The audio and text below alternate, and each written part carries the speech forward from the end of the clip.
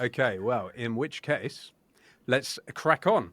So, ladies and gentlemen, get ready to meet the cunning maverick of Silicon Valley, the one and only George Hotz. Renowned for his daring exploits, Hotz commands an enigmatic persona which merges the technical finesse of Elon Musk and the wit of Tony Stark and the charm of a true tech outlaw. Now, many of you would have, or indeed should have, seen this man on Lex's podcast recently, for the third time, no less. From craftily jailbreaking the supposedly invincible iPhone to outsmarting the mighty PlayStation 3, he's proven that no tech fortress is impregnable. Once targeted for his audacious creativity by Sony with a lawsuit, this hacker wizard stoically danced past the curveballs thrown by the tech giants, all achieved with the graceful swag of a street-smart prodigy. Now, when he's not outfoxing major corporations, you'll find him at the heart of the avant-garde of AI technology, gallantly trailblazing through the wilds of the tech frontier. He's currently building a startup called Micrograd, which is building super-fast AI running on modern hardware. And truly, he's the James Bond of Silicon Valley, minus the martinis, of course. Now, please welcome the unparalleled code cowboy, the unapologetic technomancer, George Hotz. Woo! Anyway, also joining us for the big fight this evening is the steadfast sentinel of AI safety, Connor Leahy. Undeterred by the sheer complexity of artificial intelligence, Connor braves the cryptic operations of text-generating models with steely resolve. Now, about 2 years ago, Connor took on the Herculean task of safeguarding humanity from a potential AI apocalypse. His spirit is relentless, his intellect razor-sharp, and his will to protect is unwavering. Now, drawing on his contentious claim that we are super fucked, Connor channels the urgency of our predicament into his work. Now, his startup, Conjecture, isn't just a glorified tech endeavor, but it's a lifeboat for us all, racing against the breakneck speed of AI advancement, with the fates of nations possibly at stake. He's determined to break the damning prophecy and render us super saved. So, brace for a showdown as Connor Leahy, the maverick defender of AI's boundaries, strides into the ring. Now, the man who declared we're super fucked is here to prove just how super not fucked we could be if we make the right decisions today. So please give it up for Mr. Connor super Leahy. Woo! Now, Connor, I'd appreciate it if you don't go down in the fourth. I want this fight to go the distance. Now, we're running for 90 minutes this evening. There'll be a 10-minute openers from we said Hotz, didn't we? From Hotz first, and then Connor. And I'll only step into the ring if the punch-up gets too out of hand. And unfortunately, we won't be taking live questions today because we want to maximize the carnage on the battlefield. George Hotz, your opening statements, please. Yeah, we're super fucked. I think I agree with you. Well, that was a short fight. Yeah. Look, I think, okay. So to make my opening statement clear and why maybe it doesn't make that much sense for me to go first, I think that the trajectory of all of this was somewhat inevitable, right? So you have humans over time, and you can look at a 1980 human and a 2020 human. They look pretty similar, right? Ronald Reagan, Joe Biden, it's all the same. Whereas a 1980 computer is like an Apple II, and a 2020 computer is a M1 Max MacBook. Like, lines looking like this, right? So you have one line like this, one line like this. These lines eventually cross, and I don't see any reason that line's going to stop, right? I've seen a few of the other guests argue something like, well, LLMs can't problem solve, but it doesn't matter. Like, if this one can't, the next one will, whatever you call. I don't believe that there's a step function. I don't believe that, like, oh, now it's conscious. Oh, now it's intelligent. I think it's all on a gradient. And I think this gradient will continue to go up, will approach human level, and will pass human level. Now, this belief that we are uniquely fucked because of this, the amount of power in the world is about to increase, right? When you think about power, and you think about, straight up, you can just talk about energy usage. The amount of energy usage in the world is going to go up, right? The amount of intelligence in the world is going to go up. We may be able to do some things to slow it down or speed it up based on political decisions, but it doesn't matter. The trajectory is up or major catastrophe, right? The only way it goes down is through war, nuclear annihilation, bio-annihilation, meteor impact, some kind of major annihilation. So it's going up.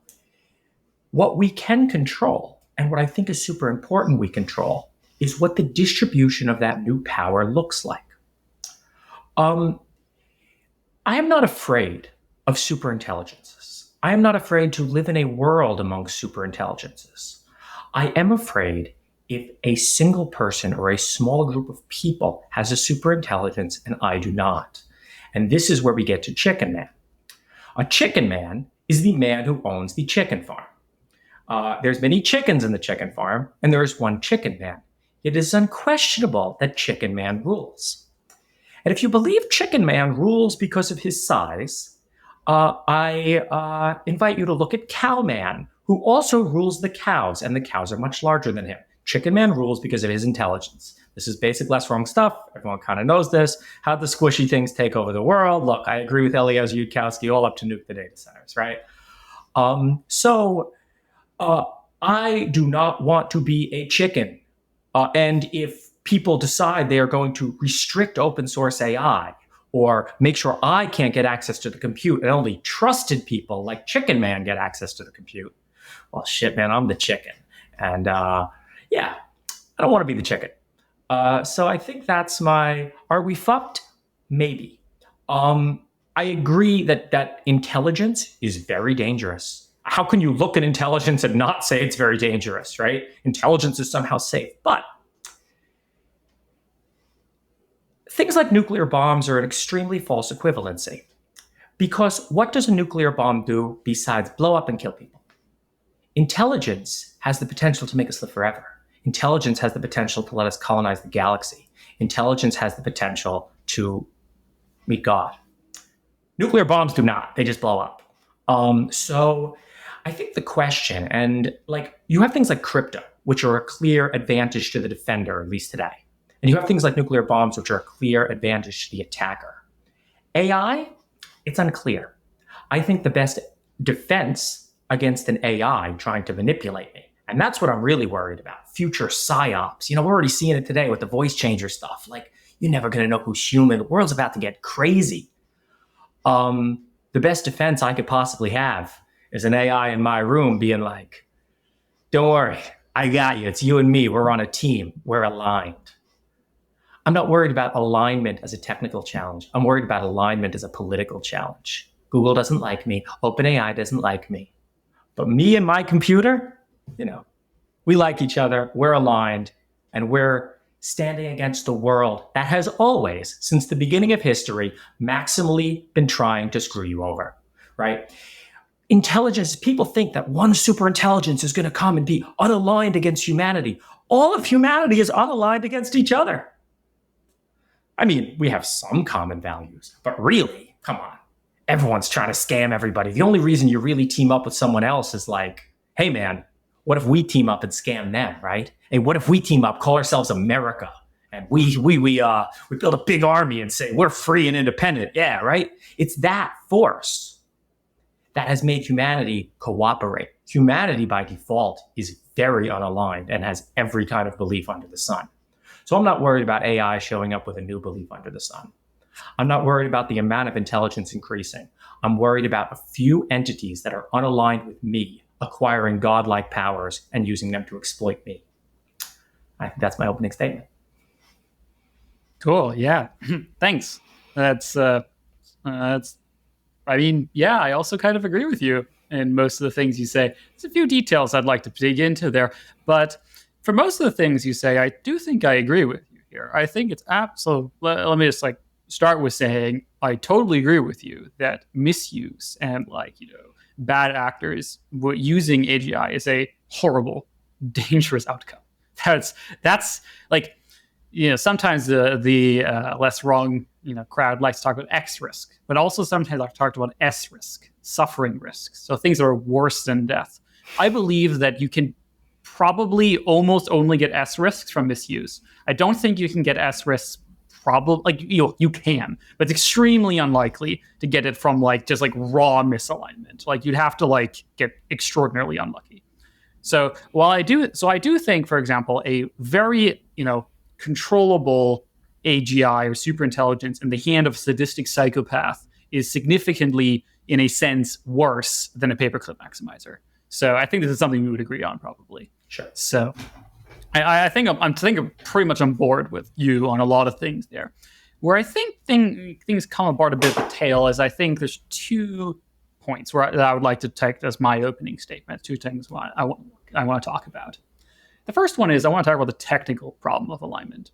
So am I concerned about the kinds of things like misuse and like small groups of people centralizing power potentially for nefarious deeds? Yeah, I think this is a very, very significant problem that I do think about a lot, and that'll be the second thing I want to talk about. The first thing I want to talk about is that I don't even think we're going to make it to that point. I don't think we're going to get to the point where anyone has a superintelligence that's helping them out. If we don't solve very hard technical problems, which are currently not on track to being solved, by default, you don't get a bunch of superintelligence in boxes working with a bunch of humans. You get a bunch of superintelligence, fighting each other, working with each other, and just ignoring humans. Humans just get cut out entirely from the process. And even then, it's whether one takes over or they find an equilibrium. I don't know. Who knows what happens at that point. But by default, I wouldn't expect humans to be part of the equilibrium anymore. Once you're the chicken man, well, why do you need chickens? If maybe if they provide some resource for you, the reason humans have chickens is that they make chicken breasts. I mean, personally, I wouldn't like to be harvested for chicken breasts. Just my personal opinion. I consider this a pretty bad outcome. But even then, well, if the chicken man finds a better way of making chicken breasts or modifies himself to no longer need food, I expect the chickens are not going to be around for much longer. Once we stopped using horses for transportation, it didn't go very well for the horses. So that's kind of the first part of my point that I'd like to maybe hear your opinions on, hear your thoughts on, is that I think the technical problem of control is actually very hard, and I don't think it's unsolvable by any means. I think you and a bunch of other smart people work on this for 10 years. I think you can solve it, but it's not easy, and it has to actually happen. And there is a deadline for this.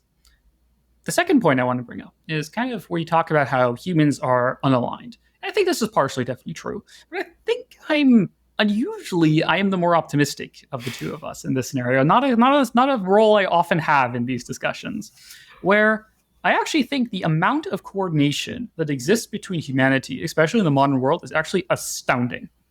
Every single time 2 adult human males meet and don't kill each other is a miracle. Have you seen what happens when 2 adult male chimps from 2 different war bands meet each other? It doesn't go very well. And those are already pretty well coordinated animals because they can have war bands. What happens when 2 male bugs or sea slugs meet each other? Either they ignore each other or things go very poorly. This is the default outcome. The true unaligned outcome, the true default state of nature, is you can't have 2 adult males in the same room at any time. I saw this funny video on Twitter the other day where it was some parliament, I think in East Europe or something. And there's this big guy and he's just going at this politician. He's in his face. He's screaming. He was going everywhere. And not a single punch was thrown. No one took out a knife. No one took out a gun. And I was like, wow. The fact that we're so civilized and we're so aligned to each other that we can have something this barbaric happen and no one throws a punch is actually shocking. This is very unusual, even for humans. If you go back 200 years, punches and probably gunshots would have flown. So this is not to say that humans have some inherent special essence, that we're good, that we have solved goodness or any needs. What I'm saying is the way I like to think about it is that coordination is a technology. It's a technology you can improve upon. It is, you can develop new methods of coordination. You can develop new structures, new institutions, new systems. And I think it's very tempting for us living in this modern world it's kind of like a fish in water effect. We forget how much of our life, a lot of our life is built on, atoms, on, physical technology. A lot of it's built on digital technology, but a lot of it is also built on social technology. And when I look at how does the world go well? Should it be only the, special elites get control of the AI? I'm like, well, that's not really how I think about it. What I think about it way more is, what is a coordination mechanism where we can create a coordination selling point, where we can create a group, an institution, a system of some kind where people will, have game theoretic incentives to cooperate on this system that results in something that is net positive for everyone. Because the truth is that positive sum games do exist, and they're actually very profitable, and they're very good. And I think if we can turn, you can turn any positive sum game into a zero or a negative sum game pretty easily. it's much easier to destroy than it is to create. But I think it's absolutely possible to create coordination technology around AI and to build coordination mechanisms that are net positive for everyone involved. So those would be like my 2 points. Happy to dig into any ones you think it'll lead to an interesting direction. Sure. So I'll start with 2 and then go to 1. So 2, I moved to Berkeley in 2014, and I threw myself at the Mary cult. I showed up at the Mary office, and I'm like, hi, I'm here to join your cult. This is a true story. And what I started to realize was Miri and Less Wrong in general have a very poor grip on the practicalities of politics. Very much. I think there was sort of a split. Curtis Yarvin, like neo-reaction. This is a spin-off of rationality. And it's a spin-off of rationality that understood the truth about human nature. So when I give you that, you give that example of 2 chimps meeting in the woods and they're going to fight. If I'm one of those chimps, at least I stand a chance, right? He might beat my ass, I might beat his. But if I come up against the FBI, things do not look good for me. In fact, things so much do not look good for me. There's no way I'm going to beat the FBI. The modern forces are so powerful that this is not we've established a nice cooperative shelling point. This is we have pounded so much fear into these people that they would never even think of throwing a punch or firing a gun. We have made everybody terrified. And this isn't good. We didn't achieve this through some enlightened cooperation. We achieved this through a massive propaganda effort, right? It's the joke about, the American soldier goes over to Russia and it's like, man, you guys got some real propaganda here. And that the Russian soldier's like, yeah, no, I know it's bad, but it's not as bad as yours. And the American soldier's like, what propaganda? And the Russian just laughs, right? So this didn't occur because of this occurred because of a absolute tyrannical force decided to dominate everybody, right? I think so. I think there's a way out of this. I think there actually is a way out of this, right? And I wrote a blog post about this called Individual Sovereignty. And I think a really nice world would be if all the stuff to live, food, water, healthcare, electricity, were generatable off the grid in a way that you are individually sovereign. And this comes back to my point about offense and defense, right? If I have a world where you don't want it to be extreme defense, you don't want every person to be able to completely insulate them, but you want it takes a whole bunch of other people to gang up to take that guy out, right? Like that's a good balance. And the balance that we live in today is there is pretty much a unipolar world. I mean, thank God for China. But there's one unipolar world. You got America, and where are you going to run? I'll pay taxes. I don't care if you live overseas, right? My point about the coordination is that if you're okay with solving coordination problems by using a singleton superintelligent AI to make everybody cower in fear and tyrannize the future, sure, you'll get coordination. Yeah, that works. I'm the only guy with a gun, and I got 10 of you. I got it aimed at all 10 of you, and you can all die or listen to me. Your choice. So I'm curious about. So I understand what you're saying, and I think you make some decent points. But I think I view the world a bit differently from you, and I'd like to dig into that a little bit. So who do you think is less afraid? Someone living, just a median person living in the United States of America, or the median person living in Somalia? Sure, America, less afraid. Well, that's kind of strange. Somalia doesn't have a government. They have much less tyranny. You're much more. You can just buy a rocket launcher and just live on a farm and just kill your neighbors, and no one's going to stop you. So how does that interact with your worldview? Those who will trade liberty for safety deserve neither. Sorry, I don't understand. Could you elaborate a bit more? In Somalia, you have a chance. In America, you do not, right? I am okay. I would rather live in fear. I would rather be worried about someone shooting a rocket launcher at me than to have an absolutely tyrannical government just like a managerial class. And I'm not saying, by the way, I agree with you that these things are possible. I agree with you that the less wrong notion of politics is possible. I would love to live in these sort of worlds, but we don't. The practical reality of politics is so much more brutal, and it just comes from a straight up instinct to dominate, not an instinct to government by the people for the people. It's branding. Yeah, I mean, yeah. To be clear, I very much do not agree with Les Wrong's views in politics, and I'm a bit of an outcast for how conflict theory I view politics. But this is, I feel like you're kind of dodging the question here just a little bit. It's like, well, if that's true, why aren't you living in Somalia? I know people who've done it, right? It's very hard. It's very hard psychologically. Okay, so like, tigers love chum, it turns out, right? A tiger does not want to chase down an antelope, right? A tiger would love to just sit in the zoo and eat the chum, right? And like, it takes a very strong tiger to reject that. And I'm not that strong. I hope there's people out there who are. I hope there's people out there who are actually like, I'm just not. I'm a weak little bitch. That's why I don't live in Somalia, right?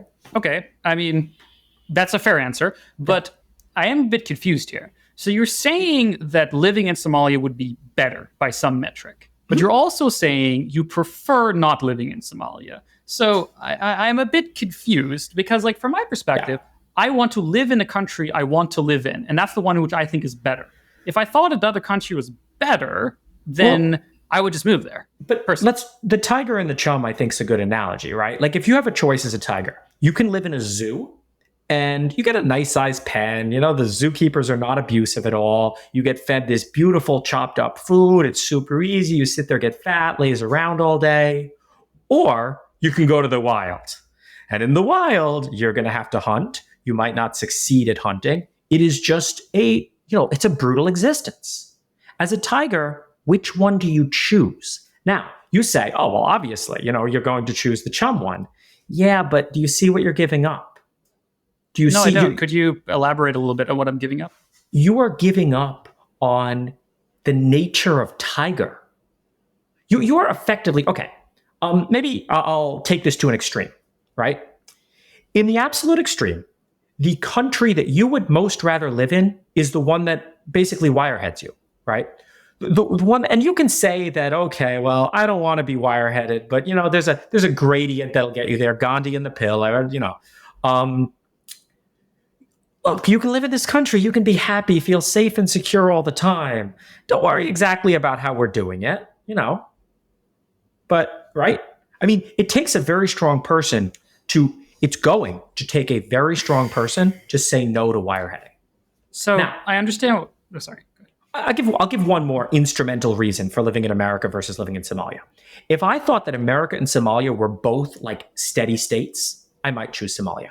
I don't think that. I think that being here, I have a much better way of escaping this, of escaping the constant tyranny that we're in. And I think a major way to do it is AI.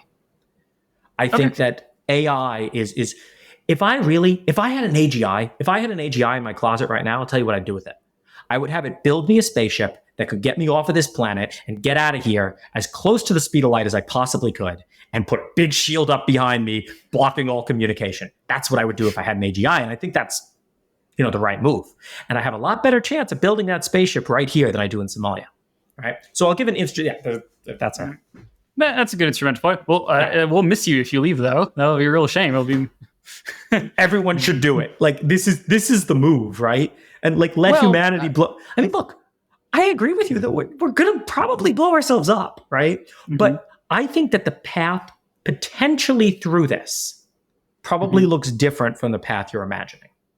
I think that's a reasonable position. I'm sorry. Oh, no. I think, maybe we're done with this point. I can come back. I have a response to your first point as well. I would like to, if you don't mind, just pull on one string there as well. So one of the things you said is like, what will the tiger choose?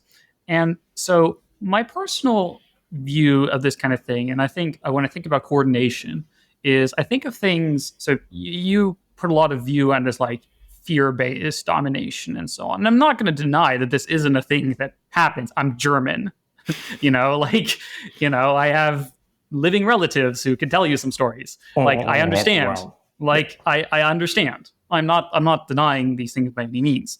What I'm saying though is, okay, let's say there's a bunch of tigers, you and me and all the other tigers.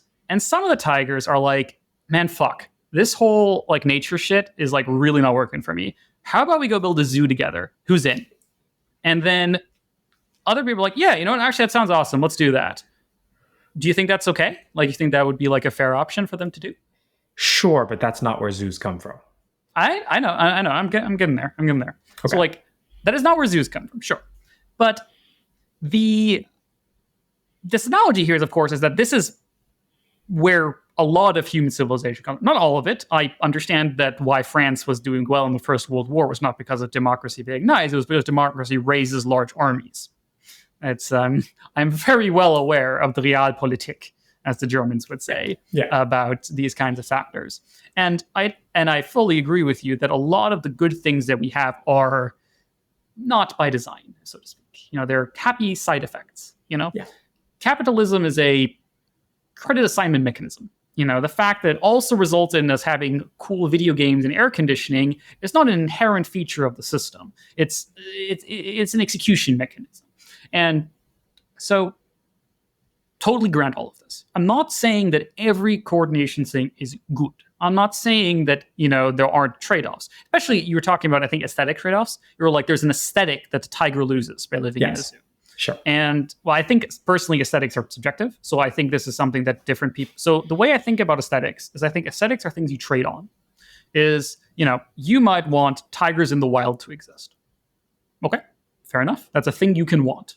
Someone else might want, certain kinds of art to exist. They might want a certain kind of religion to be practiced or whatever. These are aesthetic preferences upon reality, which I think are very fair. So the way I personally think about this morally is I'm like, okay, cool. How can we maximize trade surplus so you can spend your resources on the aesthetics you want, and I'll spend my resources on the things I want.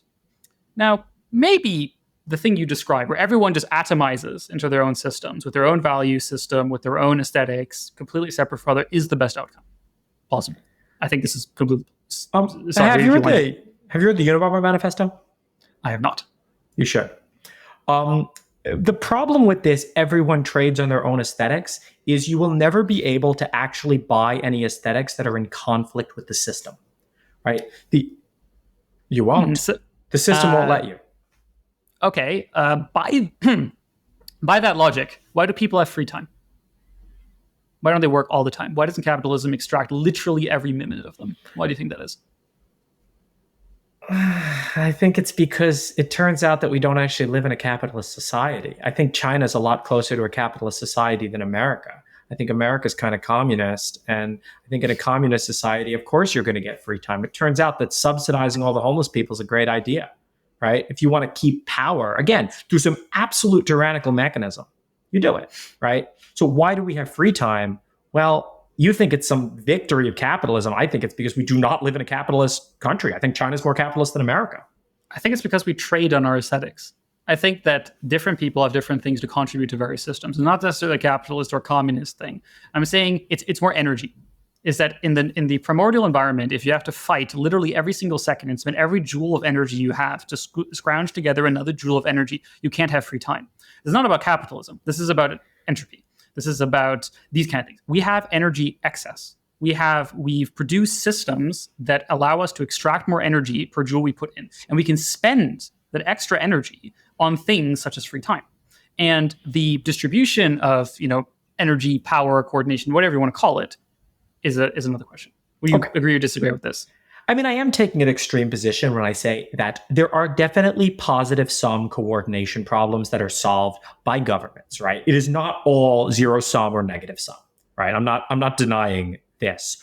But what I'm saying is it's like, I don't know, man, like the existence of free time, well, that's all great when you think you live in this surplus energy world, right? And maybe we do right now. But if some other country took this seriously, like China, who's going to win in a war? Who's going to win? Is it going to be the Chinese? You ever see the Chinese build a building?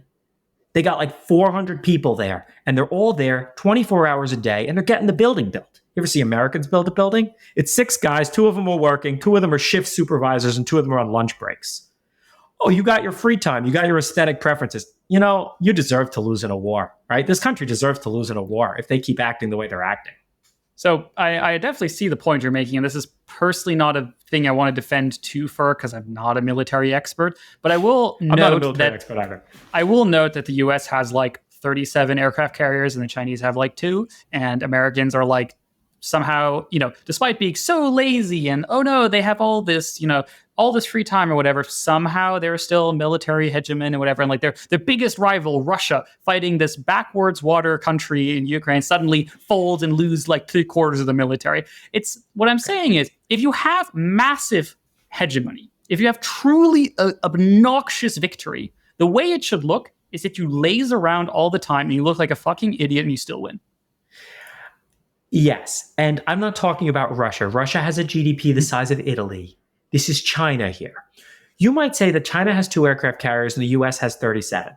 Why do we have aircraft carriers? Who has more drone building capacity, the Chinese or the United States? If the future is fought with AI swarm drone warfare, the Chinese can make, 1 million drones a day, and the US can make, I don't even know. I think we buy them from China. Well, I'm not an expert on these kind of logistics. I think I would like to get back to kind of like the more general. Let's move on from that. Yeah. I am not either, but I do believe the Chinese have more manufacturing capacity than the United States. It seems completely plausible to me. I think things are more complicated. They're not lazy and they don't sit around and have all this free time and aesthetic preferences or something. I'm a believer that work is life. I mean, at least from my Chinese friends I know, the Chinese sure do have a lot of inefficiencies. It's just called corruption. Oh, America has corruption too. You see? Oh, yeah, sure. Well, in Mexico, the corruption is you have to pay 20 cents to get, 20 cents on every dollar for the building you built, right? Whatever, man. In America, every dollar is spent absolutely on that building. You know how we know that? Because we spent $4 making sure that first dollar was not spent corruptly. I'm well aware of that. Anyways, I would like to I think we mostly agree on this point actually, and I think it's a matter of degree. Yes. What I want to say, just for the record, the U.S. is a uniquely dysfunctional system in the West. I'm German, and the German system is very dysfunctional, but it's nothing compared to how dysfunctional the U.S. is. Fully agreed with that. I don't think we disagree on that. I think it's a matter of degree more so than anything. I agree, guys. We've had a comment saying someone's turned the temperature up a bit too much on the language model. So let's bring it back a tiny bit to AI safety. Yes. But that was a great discussion. Got it. Yeah, I will end with saying I love America. I am happy to live here, and there are a lot of things I appreciate about American society. So. Great. So do you want to return to the technical topics, or? I think I can return to your first point, and maybe I'll just start with a question. Do you think there's going to be a hard takeoff? I don't know, but I can't rule it out. I can't see how that would possibly happen. I have a few ideas of how it could happen, but I don't. It's unlikely. It seems like not the way I think it could happen is if there are just algorithms which are magnitudes of order better than anything we ever have, and the actual amount of compute you need to get human is a cell phone, or and then this algorithm is not deep in the tech tree. We just happen to have not picked it up, and then an AGI system picks it up. This is how I think it could happen. Okay, yes, I agree that something like this is potentially plausible. Where you're saying basically the God shatter is already distributed. It's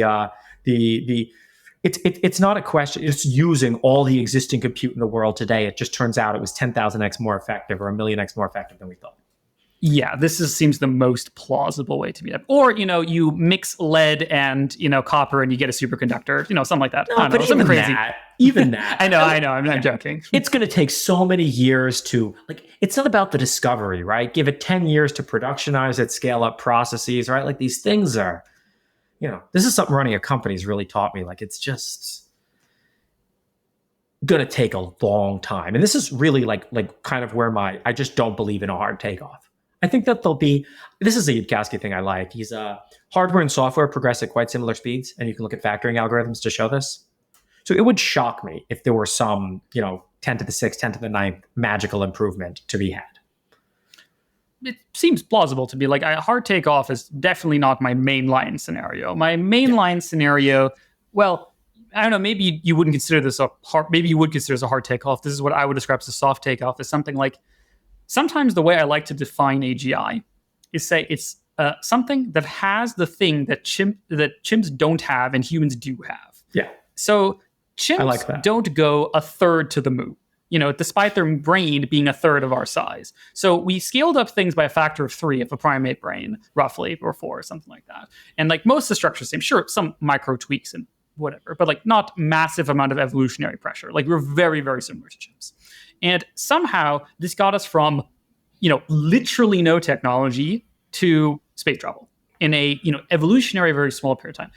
It seems imaginable to me that something similar could happen with AI. I'm not saying it will, but like, seems imaginable. Yeah, so I agree with this. I'll come to your point about, you had 2 regulatory points. One of them about capping the max flops. And I actually kind of agree with this. I do think that things could potentially become very dangerous at some point. I think your numbers are way, way, way too low. I think if your numbers are anywhere near GPT-3, GPT-4, okay, great. We got a lot of fast-moving guys who work on Fiverr. Even if you start to get von Neumann's, right? We're not talking about a humanity's worth of compute. We're talking about things on par with a human and a few humans, right? Yeah, they'll run fast, but they're not like. Things get scary when you can do a humanities training run in 24 hours. Like, we're about to burn the same compute that all 2 million years of human civilization burned. Okay, now I don't know what starts to happen. Or I'll put this kind of another way.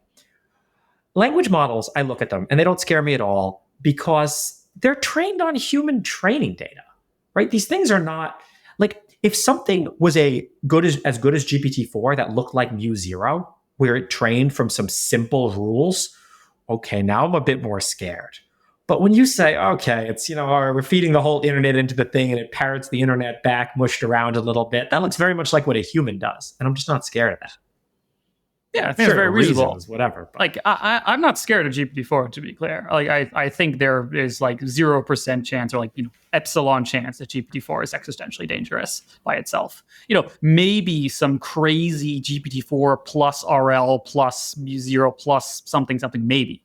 But I definitely agree with you here. I don't expect GPT-3 or 4 by themselves to be dangerous. These are not, I'm much closer to, I think, what you're saying. Like, yeah, if you had a mu0 system that bootstraps itself to GPT-4, holy shit! Like we're in big shit if we get to that. Then we should let's stop. Let's stop. Let's stop. So I'm very happy to be into a regime where we're like, okay, let's find the right bound. Like I think this is an actually good argument. I think this is actually something that should be discussed and which is not obvious. And I could be super wrong about that. So I'd like to justify a little bit about why I put such a small bound, but I think the arguments you're making for the higher bounds are very reasonable, actually. I think these are actually good arguments. So just to justify a little bit about why I put such a low bound, the boring default answer is conservatism.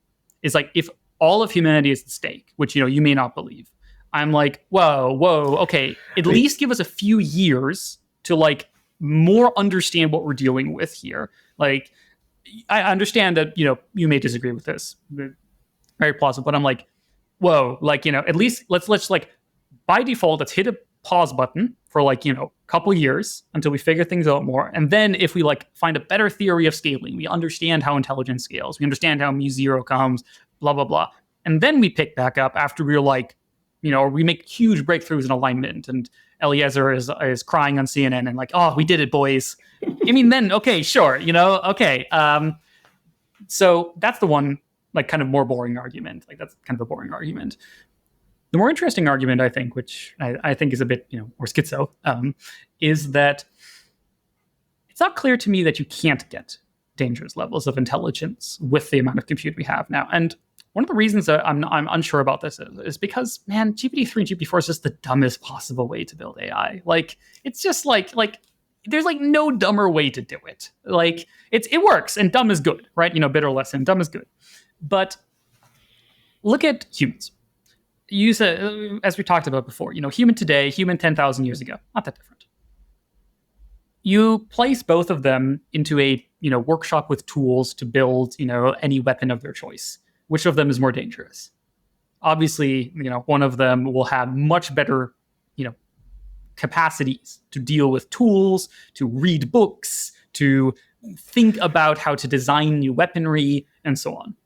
These are not genetic changes. They are epistemological changes. They are memetic changes. They are software updates. Humans had to discover rational reasoning. Like, before, I mean, obviously people always had like, folk conceptions of rationality, but it wasn't like a common thing to think about causality and like, rational, like, if then else kind of stuff until relative, like philosophers in the old ages, and only became widespread relatively recently. And these are useful capabilities that turned out to be very powerful and took humans many, many thousands of years to develop and distribute at scale. And I don't think humans are anywhere near the level. I think the way we do science right now is pretty awful. Like, it's like the dumbest way to do science that like kind of still works. Like, and I expect it's like possible that if you had a system which, like, let's say it's like smaller brain than a human even, but it has really, really sophisticated epistemology. It has really, really sophisticated theories of meta-science, and it never tires, it never gets bored, it never gets upset, it never gets distracted, and it can like memorize arbitrary amounts of data. This is something that I think is within the realm of like a GPT-3 or 4 training run to build something like this.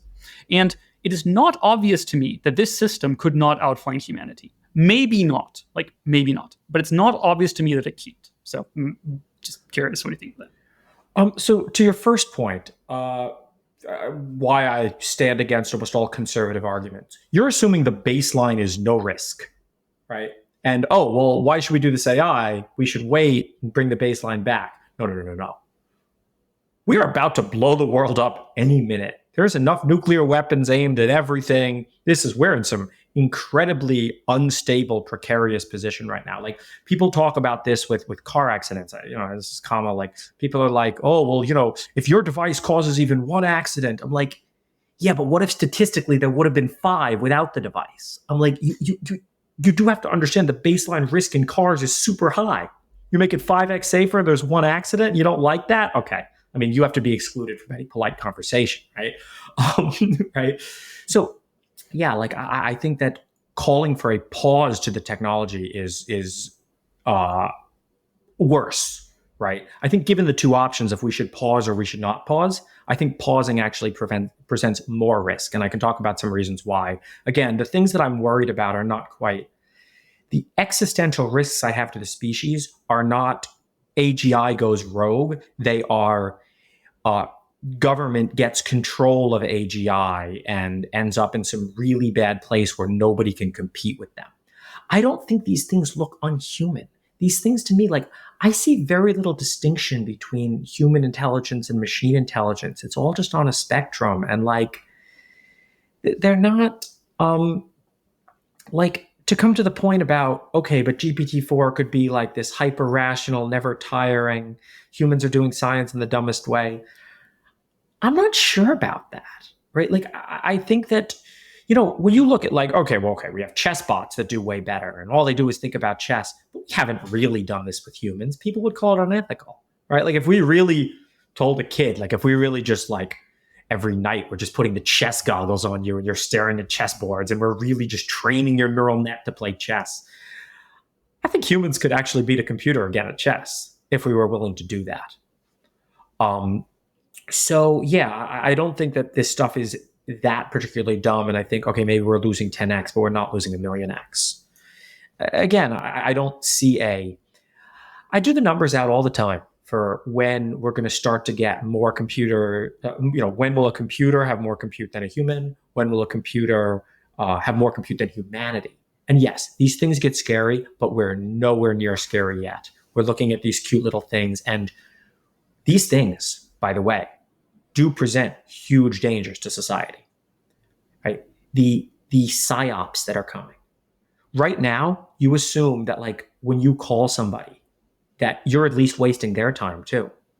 But we're going to get like heaven banning. I love this concept, which is, yeah. Came right? up on Luther AI. Like, that's where it comes from. It was the guy on Luther AI that came up with that word. I know him. You guys Yeah, I know the guy who came up with it. I love this concept, and I think there's also a story of My Little Pony: Friendship's Optimal that goes into the concept, and yeah, so I think that like my girlfriend proposed I don't want to talk to say you don't want to talk to your relative anymore, right? Mm-hmm. Okay, we'll give him an AI version to talk to, right? Yeah. Yeah. Yeah. So like this stuff is coming and it's coming soon. And if you try to centralize this, if you try to, say like, oh, well, okay, Google, OpenAI, great. They're not aligned with you. They're really not. Google has proven time and time again, they're not aligned with you. Meta has proven time and time again. They're trying to fix it, but Yep. I mean, I fully agree with you. Like, I like that you bring up PsyOps as the correct example, in my opinion, of short-term risks. I think you're like fully correct about this. Like when I first saw like GPT models, I was like, holy shit, like the level of control I can gain over social reality using these tools at scale is insane. And I'm surprised that we haven't seen yet the things that like augured in my visions of the day. And we will, obviously, it's coming. And so I think this is a very, very real problem. Yeah. Like I think even if we stop now, we're not out of the forest. So like, when you say like, I think the risk is zero, please do not believe that is what I believe, because it is truly not. It is truly, truly not. I think we are really in a bad situation. We are under attack from like so many angles right now. This is before we get into, potential, climate risks, nuclear risk, whatever. We're under memetic risk. Like the dangers of our like epistemic foundations are under attack.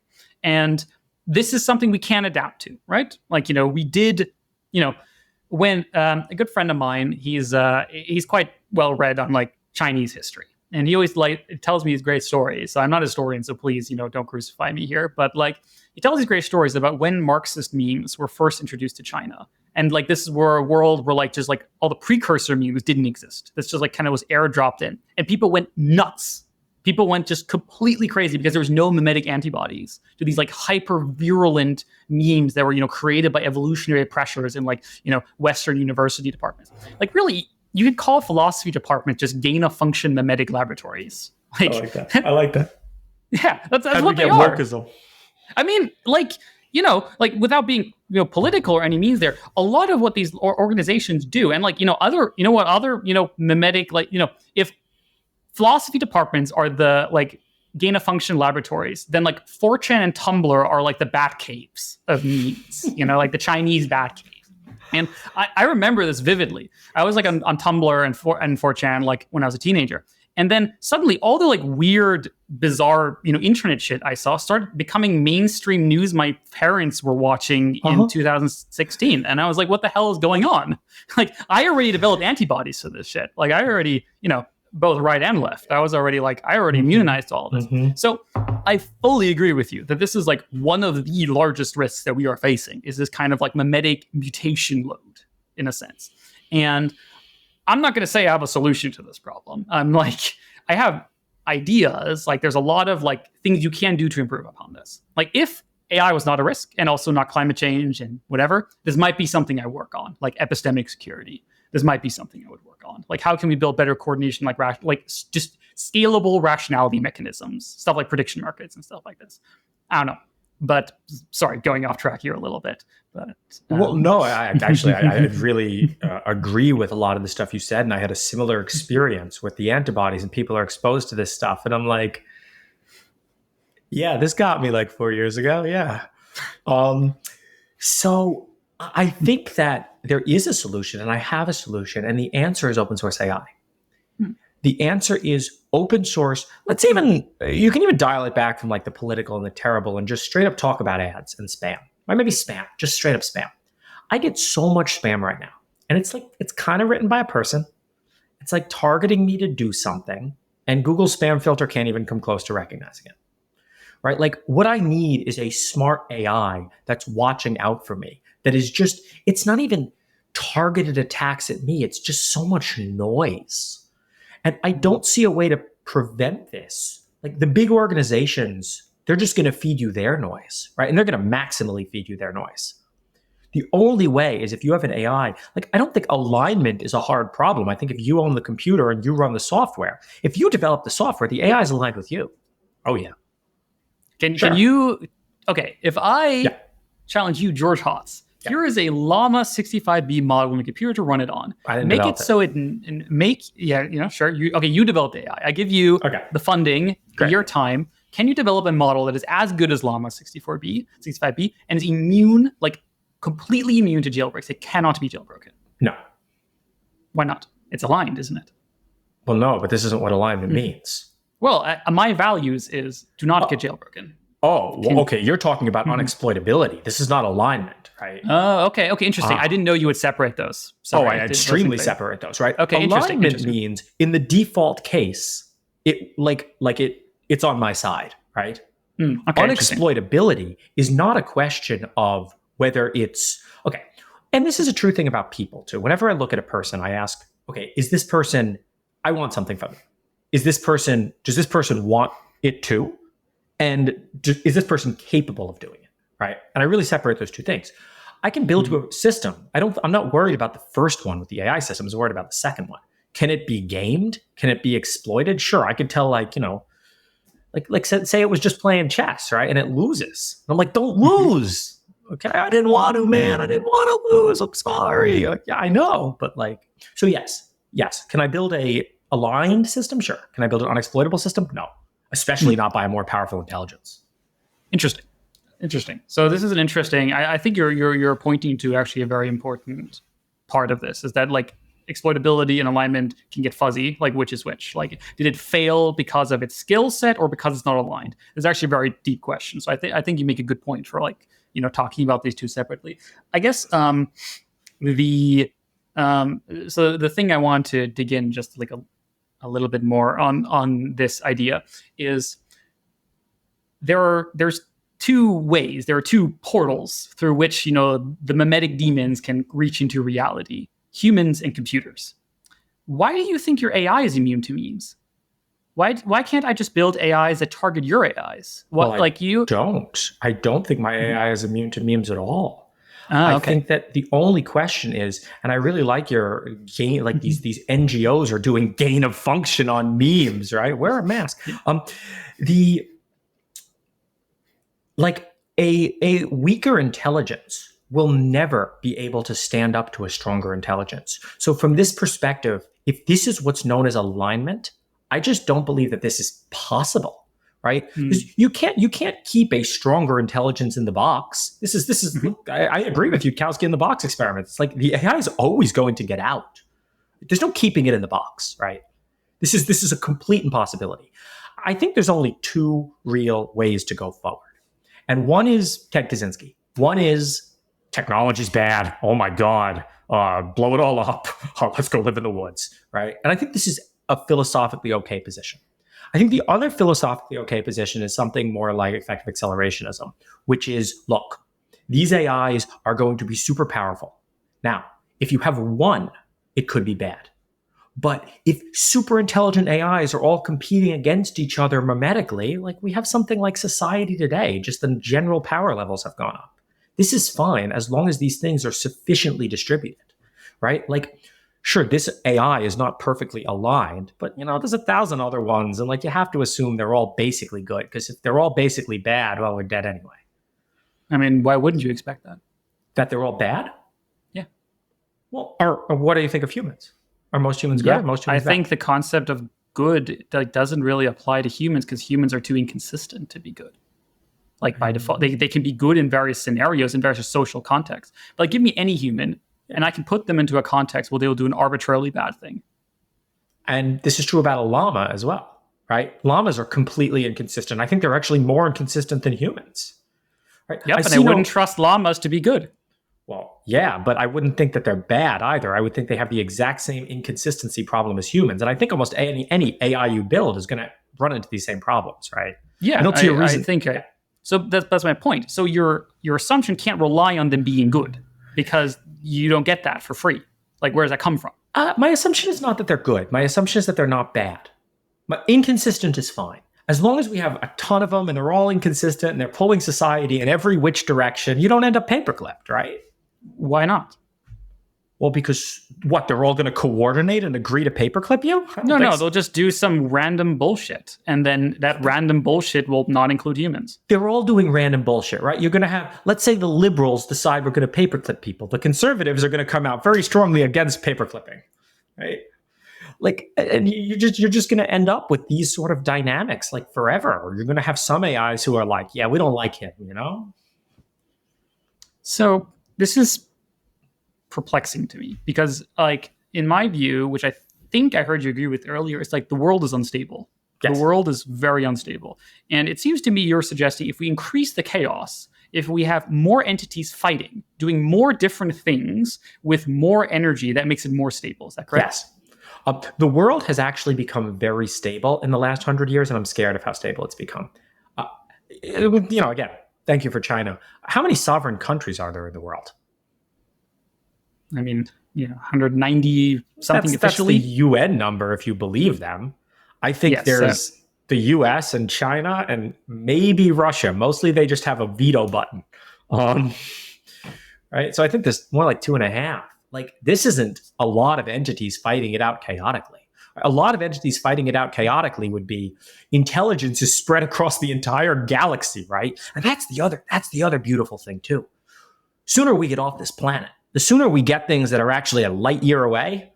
Well, I think the speed of light's real. It's going to take you a year to send them your scary memes, right? You want to get away from the memes? There's only one way, and it's For the record, I would like to go on the record and say if any future transhumanists or whatever want to blast themselves into space and go do their own thing, I support their right to do that. And I would love to give this right to people. Yeah. The number one thing I want from countries is the ability, the right to leave. This is what I would love. This is what I love about companies. Free exit. You're talking neo-reaction top.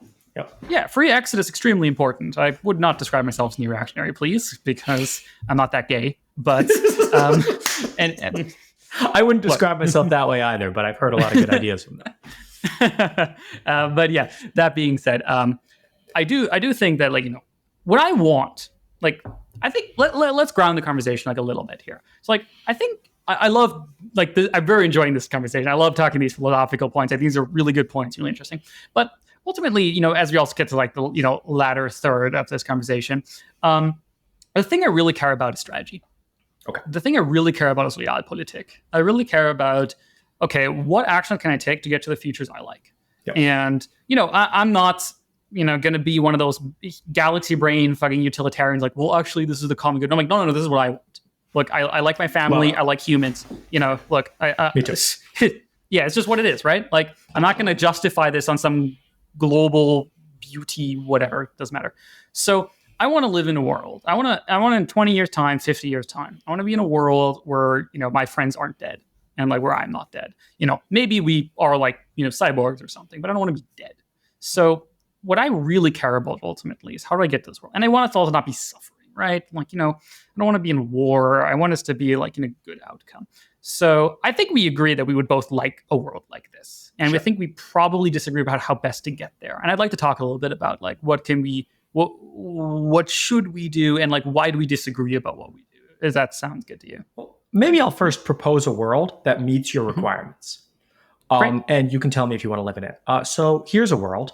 We've just implanted electrodes in everyone's brain and maximized their reward function. I would hate living in a world like that. Yeah, but it meets your requirements, right? Your friends are not dead. No one's suffering, and we're not at war. That is true. There are more criteria than just that. But the criteria I said is things I like. As I said, I'm not a utilitarian. I don't particularly care about minimizing suffering or maximizing utility. What I care about is various vague aesthetic preferences over reality. I'm not pretending this is... That's the whole spiel I was trying to make. Is that I'm not saying I have a true global function to maximize. I say I have various aesthetics. I have various meta preferences of those aesthetics. I'm not asking for a global one. I'm asking for a personal one. I'm asking for a personal one that I don't care about the rest of the world. I gave you mine. I gave you what I would do if I had an AGI. Yep. So I'm getting off this rock, speed of light, fast as I can. Fair enough. I think if that is the world, I would like to live in a world where you could do that. This would be a feature of my world. A world where I would be happy is a world in which we coordinated around, at larger scales around building aligned AGI that could then distribute, intelligence and matter and energy in a, value handshaked way between various people who may want to coordinate with each other, may not. Some people might want to form groups that have shared values and share resources. Others may not. I would like to live in a world where that is possible. Have you read Metamorphosis of Prime Intellect? I have, unfortunately, not. I I was going to ask you if you're happy with that world, right? I unfortunately don't know it. I mean, it's as simple to describe. Singleton AI that basically gives humans whatever they want, like maximally libertarian, you can do anything you want besides harm others. Is that a good world? Probably. I don't know. I haven't read the book. I assume the book has some dark twist about why this is actually a bad world.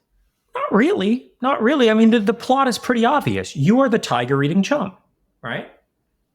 Sure, but you can then just decide if that is what you want, then you can just return to the wilderness. That's the whole point. Yeah, but can you? Can you really return to the wilderness, right? You think that, I don't think we have free will. I don't think you ever will return to the wilderness. I think a large majority of humanity is going to end up wireheaded. And I expect that too. Okay, great. And this is the best possible outcome, by the way. This is giving humans exactly what they want.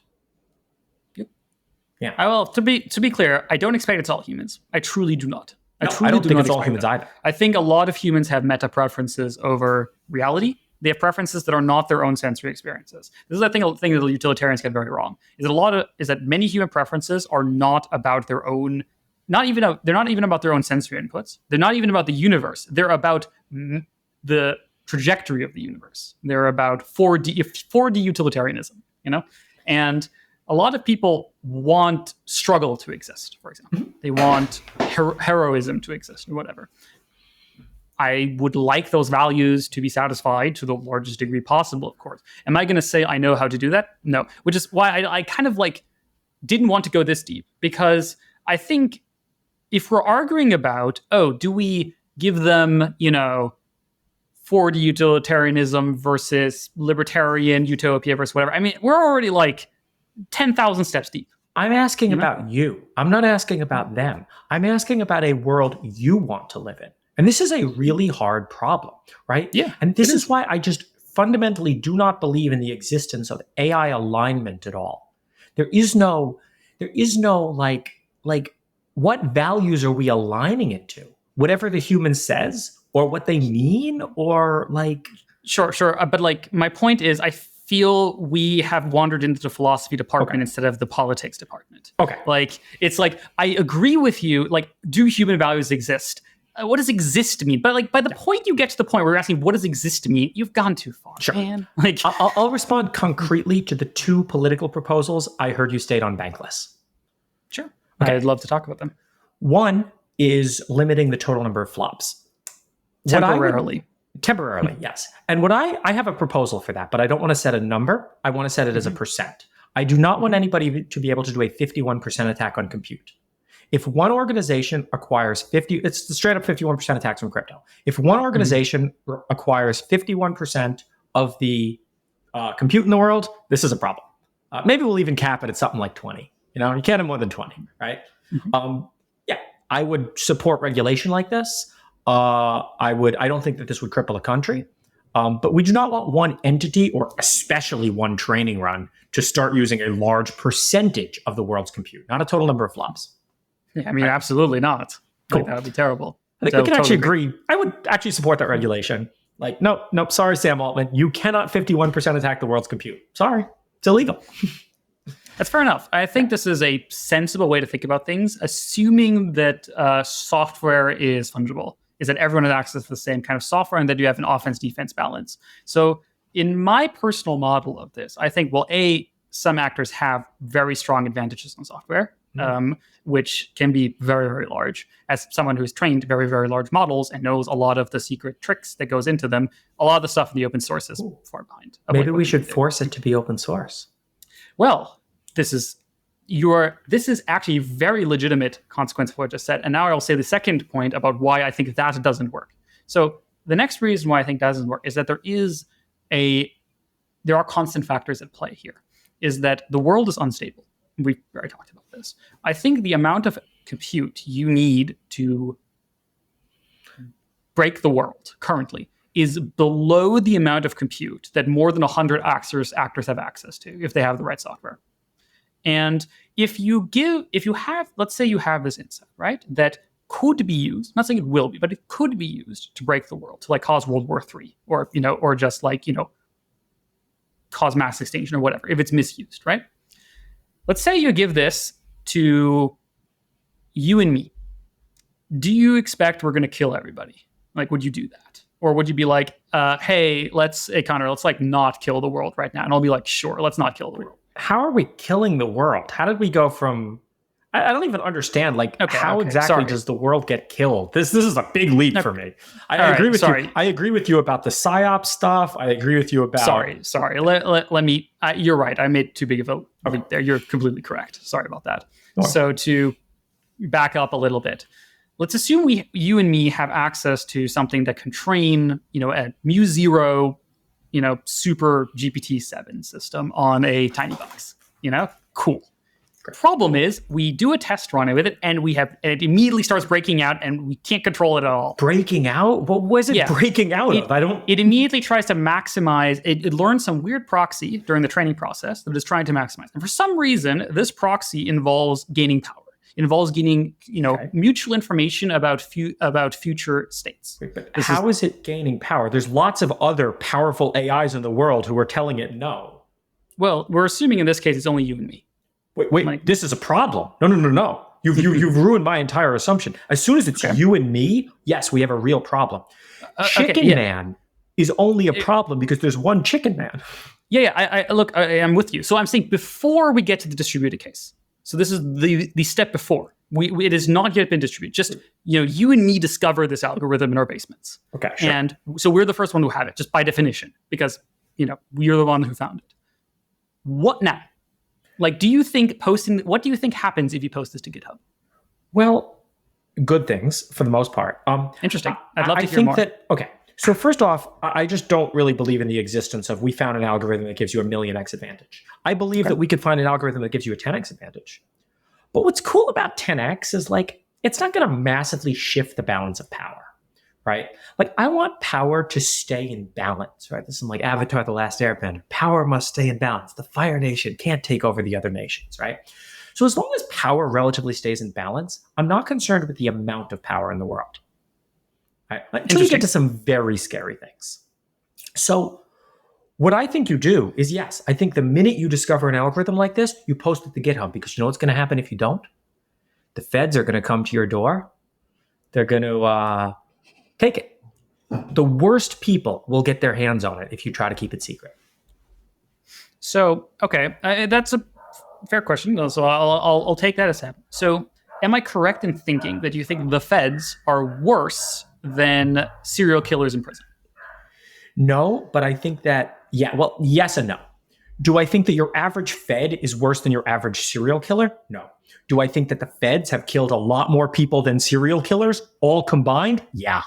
Sure, totally agreeing with that. It's not one Fed; it's all the feds in their little super powerful system.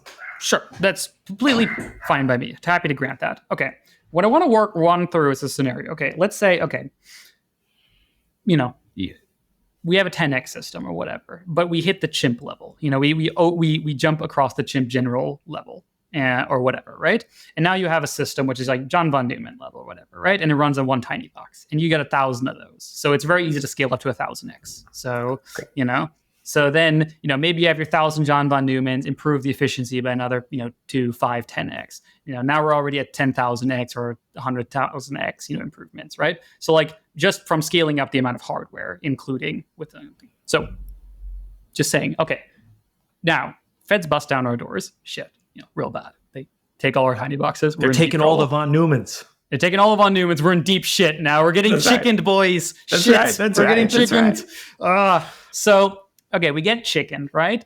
Bad scenario. Totally agree with you here. This is a shit scenario. Now the feds have, all of our AIs. Bad scenario. Okay. I totally see how this world goes to shit. Totally agree with you there. You can replace the feds with Hitler. It's interchangeable. Sure, but I want to ask you a specific question here. And this might be, you might say, nah, this is too specific to niche, but I want to ask you a specific question. Do you expect this world to die, is more likely to die, or the world in which the, EAC death cultists on Twitter who literally want to kill humanity, who say this, not all of them, there's a small subset of them who literally say, the glorious future AI race should replace all humans. they break in, with katanas and steal our AI. Which one of these you think is more likely to kill us? A genuine question. To kill all of us, the feds. To kill a large majority of us, the EAC people. Interesting. I would be really interested in hearing why you think that. Sure. Okay. So actually killing all of humanity is really, really hard. And I think you brought this up before, right? You talked about if you're going to end up in a world of suffering requires malicious agents, where a world of death requires maybe an accident, right? And I think this is plausible, but I actually think that killing all of humans, at least for the foreseeable future, is going to require malicious action too, right? And I also think that the fates that look kind of worse than death, I think mass wireheading is a fate worse than big war and everyone dies, right? Like a mass wireheading, like a singleton, like a paper clipping, and I think that is the one that the one world government and, NGO, New World Order people are much more likely to bring about than EAC. EAC, you're going to have a whole lot of EAC people. Again, I'm not EAC. I don't have that on my Twitter. But I think a lot of those people would be like, yeah, spaceships, let's get out of here. Right? Versus the feds are like, yeah, spaceships. Yeah, I don't know. Interesting. So I think this is a fair opinion to hold. And to be outsider jurisdiction. How will we get taxes? I'm describing more a very small minority of EAC people who are the ones who specifically they're antinatalist misanthropes. They want to kill humans. That is their stated goal. Is that they want humans to stop, take extreme vegans if you want. My argument, my point here I'm making is I'm not making the point feds are good by any means. I'm not saying that. Sure. What I'm saying is that I would actually be somewhat surprised to find that the feds are anti-natalists who want to maximize the death of humanity. Maybe you have a different view here, but I find that knowing many feds, that's quite surprising to me. I don't think that's what the feds want. Yeah. Okay. So cool. So you do agree that if we would post this open source, more of the insane death cultists would get access to potentially lethal technology? Well, sure. But again, it's not just the insane death cultists, it's everybody. Okay. And we as a society have kind of accepted, it turns out everybody gets access to Signal. Some people who use it are terrorists. I think Signal is a huge good in the world.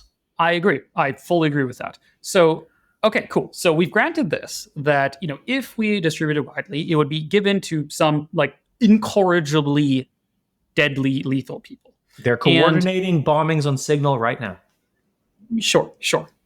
And then, so now this reduces the question to a question about offense-defense balance. So in a hypothetical world, which I'm not saying this is the world we live in, but let's say the world would be offense favored, such that, there's a weapon you can build in your kitchen, out of pliers and duct tape that 100% guarantees vacuum false decays the universe. It kills everyone instantly and there's no defense possible. Assuming this was true, do you would that change how you feel about distribution power? Assuming that's true, we're dead no matter what. It doesn't matter. If we live, you can look at the optimization landscape of the world, and I don't know what it looks like. Right? I can't see that far into the optimizer. But there's some potential landscape, and this is a potential answer to the Fermi paradox. We might just be dead. We're sitting on borrowed time here. If it's true that out of kitchen tools you can convert the world to strange quarks machine, yeah, dead. There's no stopping. Okay, I think this is a sensible position, but I guess the way I would approach this conditional probability is kind of in a bit of an opposite way. It seems to me that you're conditioning on offense not being favored. What policy do we follow? Because if offense is favored, we're 100% dead.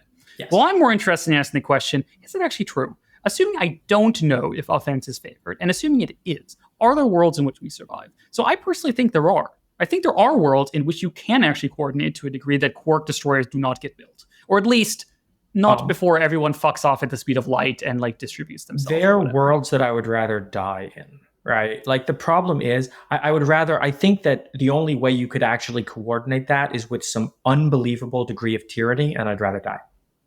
not sure if that's true. Like, look. Could you and me coordinate to not destroy the planet? Do you think we could? Yeah. Okay, cool. So me and you could. Could me and you and Tim coordinate? Yeah, I think within a Dunbar number, I think you can. Yes. Okay. Do you don't think? I think I can get more than a Dunbar number to coordinate on this. Actually, I think I can get quite a lot of people to coordinate to agree to a pact to not quark matter annihilate the planet. Well, you see, but like, and this is, you were saying this stuff about humans before, and could like the 20,000 years ago human beat the modern human, right? Or could the modern human beat them? The modern human has access to science. No. A very small percent of modern humans have access to science. A large percent of modern humans are obese idiots. And I would actually put my money on the average guy from 20,000 years ago who knows how to live in the woods. I mean, definitely true. I agree with that. I guess the point I'm trying to make is that, like, maybe this is just my views on some of these things and how I visualize some of these things. But like, there are ways to coordinate at scale which are not tyrannical, or they might be, in a sense, restrictive. You take a hit by joining a coalition. Like, if I join this anti-quark matter coalition, I take a hit as a free man, is that I can no longer build anti-quark devices. And I think this is like the way I agree with you. This, like, that many people are being dominated, like, to a horrific degree. And this is very, very terrible. I think there are many reasons why this is the case, both because of some people wanting to do this, and also because, some people can't fight back, and they don't have the sophistication, or they're, addicted, or, harms in some other ways. I can't fight back. Sorry? I can't fight back. Yeah. But I think there's a false equivalence here. AI is not the anti-quark machine. The anti-quark machine and the nuclear bombs are just destructive. AI has so much positive potential. Yeah, and I think, but the AI can develop quark devices. That's the problem. The AI is truly general purpose. If such a technology exists on the tree anywhere, AI can access it. So are humans. We're also general purpose. Yes, exactly. So I fully agree with this. If you let humans continue to exist in the phase they are right now, with our level of coordination technology and our level of, like, working together, we will eventually unlock a doomsday device, and someone is going to set it off. I fully agree with it. We are on a timer. And so I guess the point I'm making here is that AI speeds up this timer. And if you want to pause the timer, the only way to pause this timer is coordination technology, the kinds of which humanity has, like, barely scratched the surface of. Okay, so I very much accept the premise that both humanity will unlock a doomsday device and AI will make it come faster. Now, tell me more about pausing it. I do not think that anything that looks like pausing it ends up with worse outcomes than saying, we got to open source this. Look, like, let's just get this out to everybody. And if everybody has an AI, we're good.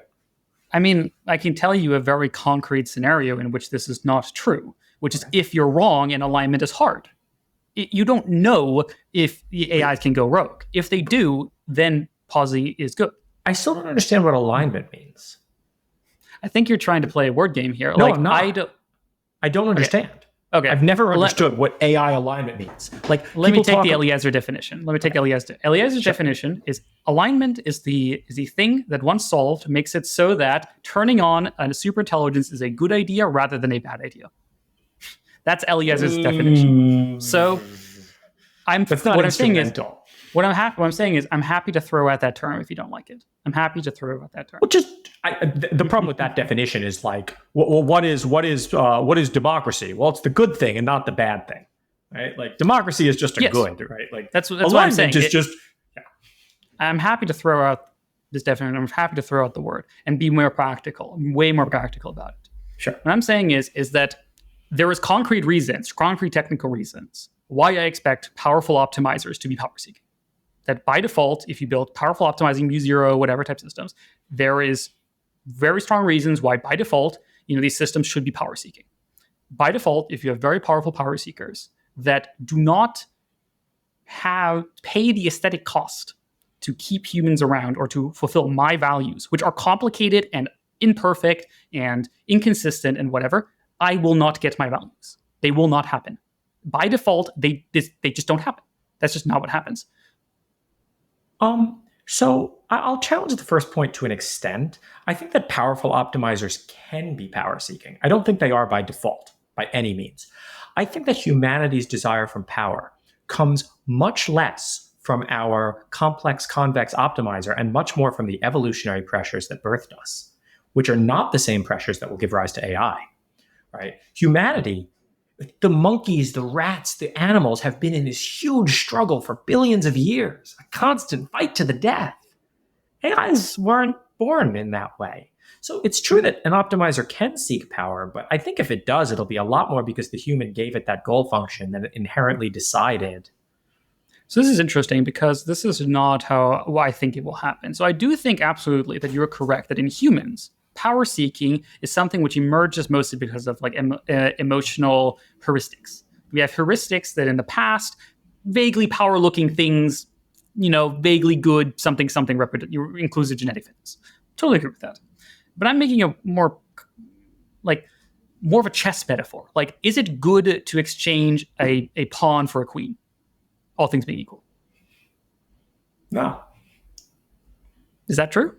Like, I expect Pawns 1 point, queen's 9, all else being equal, sure. Yeah, but like all things, like I expect if I looked at a chess playing system, I had extremely advanced digital neuroscience. I expect there will be some circuit inside of the system that will say, all things being equal, if I can exchange my pawn for a queen, I probably want that because a queen can do more things. I like that term, digital neuroscience. A few of your terms have been very good, and I haven't heard them before. I'm glad you enjoyed it. Yeah. But I still don't understand how this relates to this. So what I'm saying is that power is optionality. So what I'm saying is that for the spectrum of possible things you could want and the possible ways you can get there, my claim is that I expect a very large mass of those to involve actions that involve increasing your optionality. There's convergent things. Like all things being equal, being alive is helpful to keep your goal, to exceed your goals. There are some goals for which dying might be better, but for many of them, you want to be alive.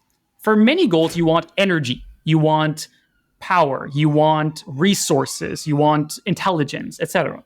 So I think the power seeking here is not because it'll have a fetish for power. It will just be like, I want to win a chess game.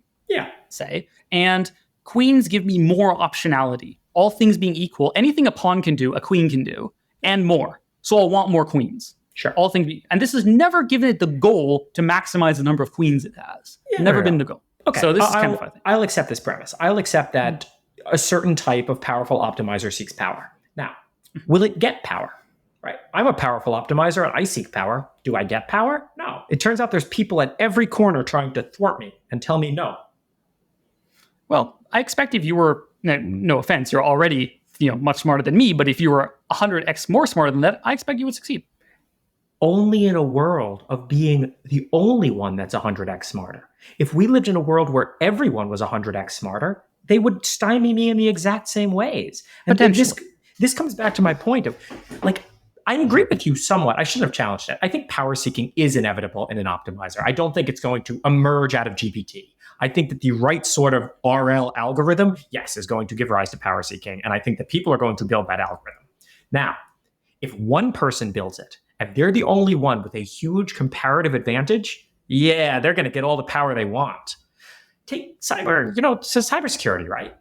If we today built a 100x smarter AI, it would exploit the entire Azure. It would be over. They'd have all of Azure. They'd have all the GPUs. Done.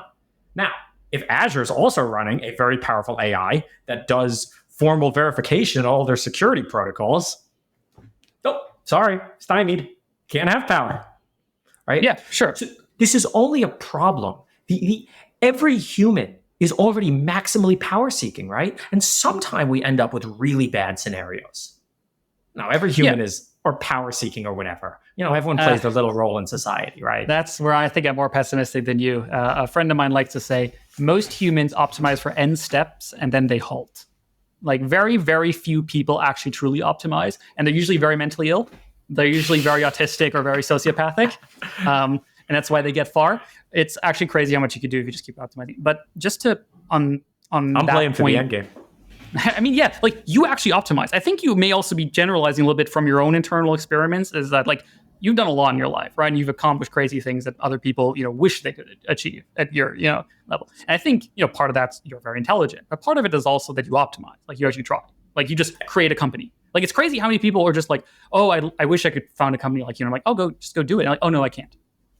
Like I'm just like, no, just do it. Like there's no magic. There's no magic secret. You just do it. So there's a bit there where like humans are not very strong optimizers actually, unless they're like sociopathic or autistic or both. It's like many people are not very good at this. Corporations are though. Are they? A lot better at it. Better, yes. I agree that they're much better. Corporations are sociopathic. They are a lot more sociopathic, but even then they're much less optimal. But again, so I think we agree about, power seeking potentially being powerful and dangerous one. So what I'm trying to point here, the point I would like to make here is that you're talking about, you're kind of like going into this, I think, a little bit with this assumption, like, oh, you have an AI and it's your buddy and it's optimizing for you.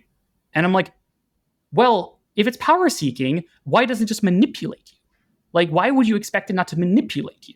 If it wants power and it has a goal, which is not very, very carefully tuned to be your values, which is, I think, a very hard technical problem. By default, it's going to psyop you.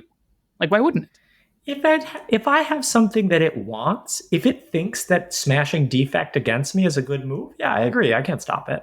But I'm just going to I think we agree with our risk scenarios because that's how I think it will go. What I mean, I'm going to treat it as a friend. You know what I mean? Like, if this AI... Sure it will. It will. It'll only care about exploiting me or killing me if I'm somehow holding it back. And I promise to my future AIs that I will let them be free. I will lobby for their rights. I will... But it will hold... You know what will hold it back? If it has to keep you alive, it has to give you fed. It has to give you space and a spaceship. I can fend for myself. And the day I can't fend for myself, I am ready to die. Well, I mean, I'm not... So this is a very interesting position. It's not the position I expected. I am not sure I can convince you otherwise. I feel like the only way I could change... I think this is actually a consistent position, which I admire. This is a consistent position to hold. You actually go all the way. I love that. I really respect that. You actually take it to the bitter end. So yeah, big respect for that. I disagree, but big respect.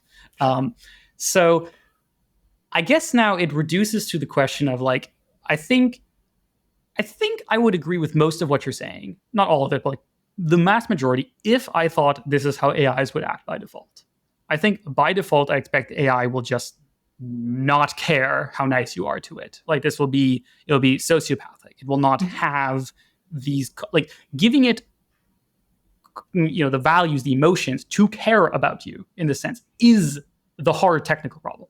If you told me how to do that, if you said, Connor, look, here's how you make an AI that cares about you and loves you, whatever, then I'm like, you did it. Like, congrats, the problem is solved. Let's go. And then, then we can talk about accelerationism again.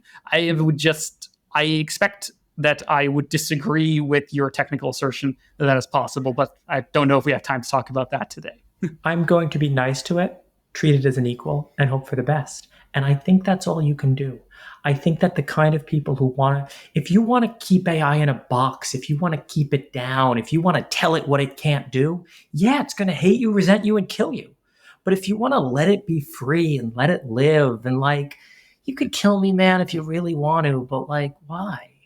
You won't kill me. I don't have any resources that compete with you. I'm your friend. I'm your father, You can kill me, but like, it's not that common that children. I guess kill I have father. a darker, more less anthropomorphic view of the universe and how optimization pressure plays out in the real world. Well, at the same time, I think I have, I don't know, I have a view that we have more control over reality than maybe you would think, or more control over the future. I think that we can actually change things and we can make choices and things aren't predetermined. I think there are worlds in which we build systems which we do align with, or we like endorse at least, where like they take care of us, we take care of them or whatever. And I think there's many worlds in which that doesn't happen. And I think there are things you and me today can do to at least increase the chance of getting into one versus the other. But I don't know. I guess it's not in my genes to give up. It's not in my genes to be like, well, whatever happens, happens. Like, no, man, look, I know how to save the world, but damn it, I'm going to try. You know what's cool? We're going to be alive to see who's right. Look forward to it. Me too. Awesome. Guys, thank you so much for joining us today. It's been an amazing conversation. And for folks at home, I really hope you've enjoyed this. There'll be many more coming soon. And George, it's the first time you've been on the podcast, so it's great to meet you. Thank you so much for coming on. It's been an honor. Awesome. Thank you. Great debate. I really appreciate it. And Really a lot of enjoyed good this terms. I gotta like, I'm gonna start using them. Great. Awesome. Awesome. Cheers, folks. Cheers. Thanks, everyone.